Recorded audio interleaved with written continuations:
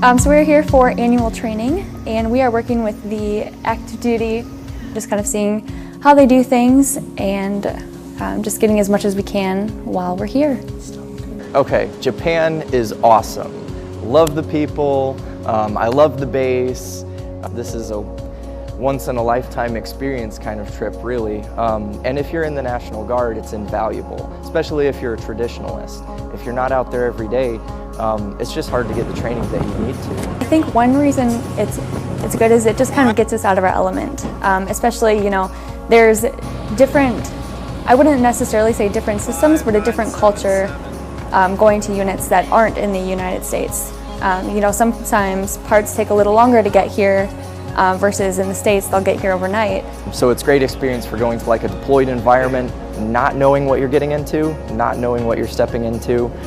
It's a regular, you gotta meet new people, you gotta establish yourself really fast, learn the environment, and then jump right in. And coming to a big base like this, they have a lot of missions going in and out as well. So you'll get to play around with that, you'll get to get the training that you need when it comes to those kinds of things. It's different with every single section as well. For example, our ramp section, they've got 60Ks here. So we were able to hold this huge 60K training class while a bunch of our guys were out here, and they were able to get qualified on that. That's something they can take deployed to the field. It's something that remains on their license, and it's not something you can get on a National Guard base. Actually, we're training on the 60K tonner loader for the aircraft. It actually holds pallets and actually picks up pallets on and off the aircraft. It goes from a high dock or whatever you're going to and loads it on the aircraft.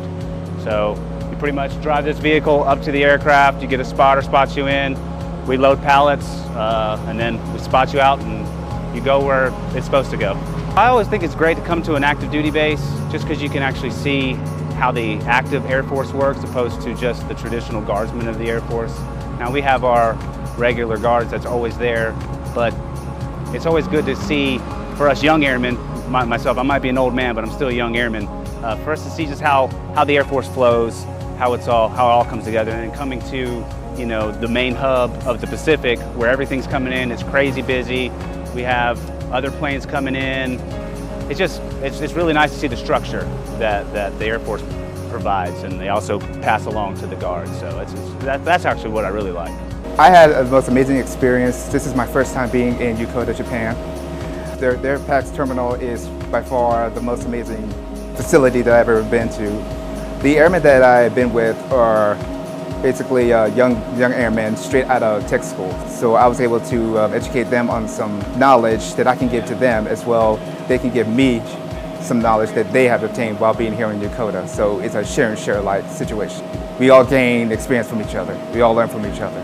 Personally, for me, I feel like it just helps us grow as a unit. Because I mean, there are certain aspects of the active duty side that we don't do as guardsmen, certain programs, certain things, and it actually gets you into that routine, gets you to experience that part of active duty.